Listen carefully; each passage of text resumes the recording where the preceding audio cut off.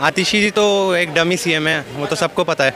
Atishi is dummy CM. आप party फिर से नहीं आएगी क्योंकि ये इतने घोटालों में और इन सब चीज़ों में फंस चुकी है और इनके मंत्री और इनके मुख्यमंत्री सभी मतलब अभी कुछ दिन पहले तक जेल में थे, तो इससे बहुत एक नेगेटिव इंप्रेशन बना है लोगों के मन पर। आतिशी मार लेना के बाप दादा उनको सपोर्ट कर रहे हैं अफजल गुरु के परिवार को, तो उनकी मानसिकता इनमें तो आएगी ही, तो उनकी मानसिकता को ये लेके चल रहे हैं। इनको एक मंत्री, जब 6 महीने ये केजरीवाल जेल में थे तो इनको एक मंत्री पद संभालने के लिए दिया गया था, ठीक है। कौन सा मंत्री पद? एक तो मंत्री पद दिया था शिक्षा मंत्री, ठीक है। एक मंत्री दिया गया था इनको क्या कहते हैं जल बोर्ड दिया गया था, ये दोनों में ही नाकाम थी। मेरा नाम अनूप कुमार महतो है। अनूप जी, दिल्ली में क्या माहौल लग रहा है, क्योंकि दिल्ली का चुनाव नज़दीक है और आज नया सीएम मिला है दिल्ली को?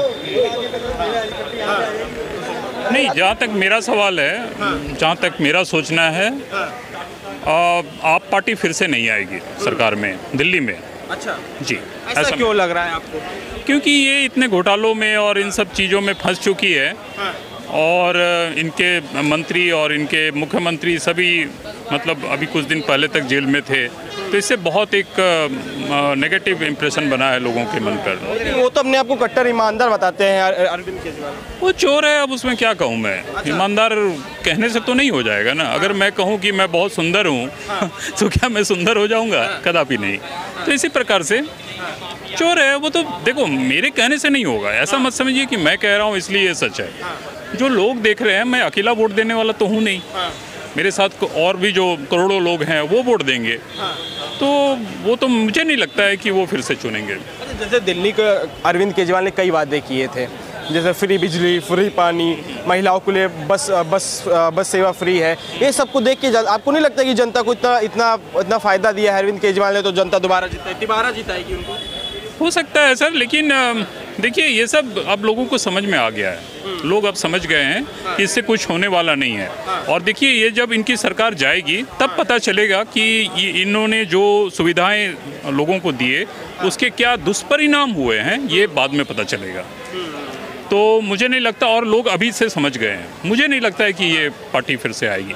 जैसे अभी आतिशी जी बनी है सीएम दिल्ली की, इनके ऊपर, इनके पिताजी के ऊपर, उनकी माताजी के ऊपर लगा था कि वो अफजल गुरु की मर्सी पिटीशन उन्होंने साइन की थी, इसको लेकर बवाल चला, इस पर आप क्या सोचते हैं? देखिए सर, ये लोकतंत्र है। यहाँ पर किसी को भी किसी को समर्थन देने का या नहीं देने का पूरा हक है। इसके बारे में मैं कुछ नहीं कह सकता, किसने किसको समर्थन किया, नहीं किया, क्या किया, देखिए उससे कोई मतलब नहीं है। मैं अपने घर में क्या करता हूँ, नहीं करता हूँ, उससे मतलब नहीं है। अगर मैं रोड पर आकर मैं किसी से झगड़ा मोल लेता हूँ, किसी से लड़ाई करता हूँ, तो वो बात समाज पे एक असर डालेगी। तो आपको क्या लग रहा है, दिल्ली की जनता इस बार किसको मैंडेट देने वाली है दिल्ली में? वो तो देखा जाए। बीजेपी भी कमर कस के खड़ी है, कांग्रेस भी है, और आई डोंट नो कांग्रेस और आपका कब गठबंधन बन जाए ना बन जाए, ये तो ठगबंधन है, ये तो चोर हैं, सारे के सारे चोर हैं। देखिए मैं इसलिए नहीं कह रहा हूँ कि मैं कोई बीजेपी का सपोर्टर हूँ या बीजेपी के से ताल्लुक़ रखता हूँ, मेरा कोई मतलब नहीं है। लेकिन दिल्ली को जो भी करना चाहिए, दिल्ली के लोगों को सोच समझ कर करना चाहिए, काफ़ी विचार करके, आगे पीछे देख के, जो रिकॉर्ड रहा है उसे देख कर करना चाहिए वोट। मतलब आपको लगभग कितना समय हो गया दिल्ली में? दिल्ली में मैं करीब 2005 से हूँ। तो मतलब आपने 10 साल का कार्यकाल भी देखा है केजरीवाल का, कैसा लगा कार्यकाल? क्योंकि इससे पहले शीला दीक्षित का भी आपने कार्यकाल देखा हो, इनका भी देख लिया, कैसा लगा? शीला दीक्षित का अच्छा था, वो कम से कम उस तरह से वो लिप्त नहीं रहती थी, और इनका जो अभी परिणाम सामने आया है, जो अभी घोटाले सामने आए हैं, इससे तो मतलब बहुत बुरा लगा है। क्योंकि मुझे याद है 2000 करीब 7-8 में जब भी वहाँ पर अन्ना हजारे का प्रोग्राम हुआ था रामलीला मैदान में, 12 में, तो उसमें मैं भी गया था। मुझे याद है मैं भी गया था, टोपी लगाकर मैं भी गया था, सुना था वहीं पर मैंने केजरीवाल जी को पहली बार देखा था, और शायद अंतिम बार भी। क्या नाम है आपका? आदित्य। कहाँ से आप? मैं दिल्ली से। दिल्ली से। क्या लग रहा है, दिल्ली चुनाव आने वाला है, आप युवा हो, युवा के तौर पे आप किस पार्टी को देख रहे हो एज अ सीएम के पद पे, क्योंकि अभी नई सीएम मिली है आपको? आतिशी जी तो एक डमी सीएम है, वो तो सबको पता है। Atishi is a dummy CM, I believe. कैसे डमी सीएम है?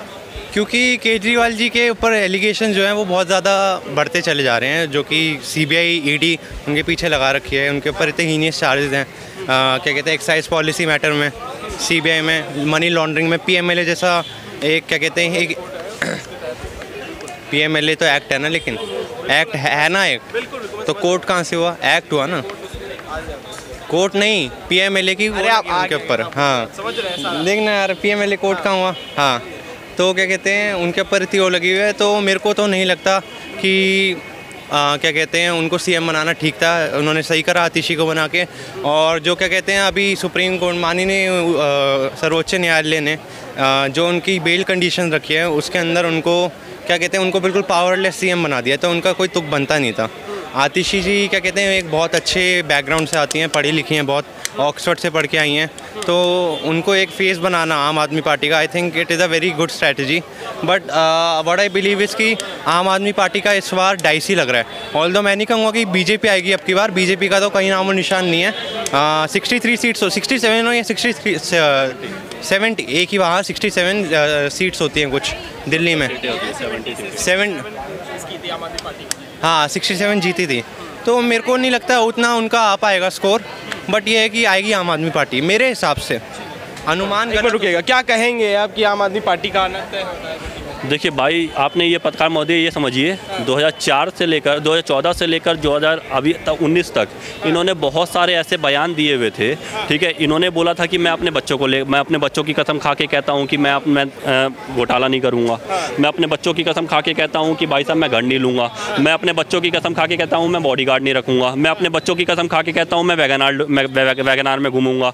ये जितने भी कसम खाते हैं, ठीक है, वो झूठे साबित होते हैं। इन्होंने बोला था कि भाई साहब मैं इंफ्रास्ट्रक्चर मजबूत करूंगा। ठीक है, तो इंफ्रास्ट्रक्चर में तो भाई साहब क्यों एजुकेशन में इतना घोटाला कर दिया? क्यों 1 लाख बच्चों के साथ भाई साहब 9th में खेला गया? क्यों 11th में 55,000 बच्चों को फेल करवाया गया? ठीक है, इन्होंने बोला था इतने सारे कि भाई साहब मैं 200 यूनिट फ्री बिजली दूंगा। अगर 200 यूनिट फ्री बिजली देते, ठीक है, अगर 200 यूनिट फ्री बिजली देते तो भाई साहब ये क्या करते? 18 यूनिट फ्री कमर्शियल बिजली क्यों दे रहे हैं भाई साहब व्यवसायियों को, छोटे व्यवसायों को? लेकिन सवाल सबसे बड़ा ये है, आज दिल्ली की CM आतिशी जी बन गई हैं आधिकारिक तौर पे अगर देखा जाए। आज शपथ ग्रहण हो गया, कैसे देखते हैं आतिशी जी CM बन गई है? देखिए हम नाखुश हैं। ठीक है, नाखुश इस वजह से हैं कि भाई साहब इनको अगर CM देखना, अगर केजरीवाल जी को अगर देना ही चाहे तो 6 महीने पहले इस्तीफा दे देते, 1 साल पहले इस्तीफा दे देते, राष्ट्रपति शासन लगा देते। ठीक है, क्योंकि आपसे तो काम तो हो नहीं रहा था, तो इस पर राष्ट्रपति शासन लगा के हम लोग काम कर लेते। ठीक है, इनको बस ये दिक्कत इस बात, ये इस्तीफा उस बंदी को ना जो भाई साहब अफजल गुरु, तो आपने नाम सुना ही होगा, कैसा बंदा था। इनके परिवारवाद में उनको सपोर्ट किया जा रहा है। इनके बाप दादा आतिशी के बाप आतिशी मार लेना के बाप दादा उनको सपोर्ट कर रहे हैं अफजल गुरु के परिवार को। तो उनकी मानसिकता इनमें तो आएगी ही। तो उनकी मानसिकता को ये लेके चल रहे हैं। इनको एक मंत्री, जब 6 महीने ये केजरीवाल जेल में थे तो इनको एक मंत्री पद संभालने के लिए दिया गया था। ठीक है, कौन सा मंत्री पद? एक तो मंत्री पद दिया था शिक्षा मंत्री। ठीक है, एक मंत्री दिया गया था इनको क्या कहते हैं जल बोर्ड दिया गया था। ये दोनों में ही नाकाम थी। ठीक है, शिक्षा में इन्होंने इतने घोटाले कर दिए। ठीक है, जल बोर्ड में भाई साहब जल बोर्ड माफिया को लेके आ गई, क्योंकि इनसे सीवर का लाइन तो संभला नहीं गया। ठीक है, तो ये देश का वो स्टेट दिल्ली क्या संभालेंगी? लेकिन कह रहे हैं कि दिल्ली को इस बार जो संभालेगा वो केजरीवाल ही संभाल सकते हैं। देखिए बात ये है ना, आने वाला ये लाने का काम क्यों किया है ये भी समझिए ना। ये स्कीम लॉन्चिंग को लाने का काम किया गया है। स्कीम लॉन्चिंग आप समझते हैं क्या होता है सर? पत्रकार महोदय, स्कीम लॉन्चिंग ये होता है ना कि एक ऐड प्रमोट करने का काम किया है। इनको सुप्रीम कोर्ट की तरफ से बिल्कुल मना है कि भाई आप किसी भी सरकारी दस्तावेज पे काम नहीं कर सकते हैं। इनको बिल्कुल मना है कि भाई साहब आप आने वाले डेवलपमेंट पे अपना सिग्नेचर नहीं कर सकते हैं। तो इनको सिर्फ क्या कर दिया है, स्कीम लॉन्च पे रख दिया गया है कि भाई साहब आप क्या करिए, आने वाले जितने भी आप 4 महीने बाद आप इलेक्शन देखेंगे क्या होने वाला है, तो 4 महीने बाद इनको तो कुछ तो जनता को बलगलाने के लिए कुछ न तो कुछ देना ही पड़ेगा। जैसे 1000 रुपये पर महिलाओं को देने का इन्होंने वादा किया था, वो तो उसके लिए तो सिग्नेचर करना पास करना पड़ेगा। और भी नई योजनाएं लाने के लिए उनको लिए सिग्नेचर पास करना पड़ेगा, लेकिन इनको तो अधिकार है नहीं। तो ये सिर्फ एड प्रमोशन के लिए आतिशी जी को लेके आए हैं और किसी चीज़ के लिए लेके नहीं आए। मेरा सवाल ये है कि दिल्ली की जनता इस बार दिल्ली इलेक्शन में किसको मैंडेट देने वाली है? देखिए बात ये है ना, दिल्ली की जनता है मूर्ख। ठीक है, उनको चाहिए फ्री की रेवड़ी। ठीक है, जैसे 10 साल से ये फ्री की रेवड़ी रह रहे थे ना, वैसे ये फिर एक फ्री की रेवड़ी कुछ ना कुछ बांटेगा ही ये बंदा।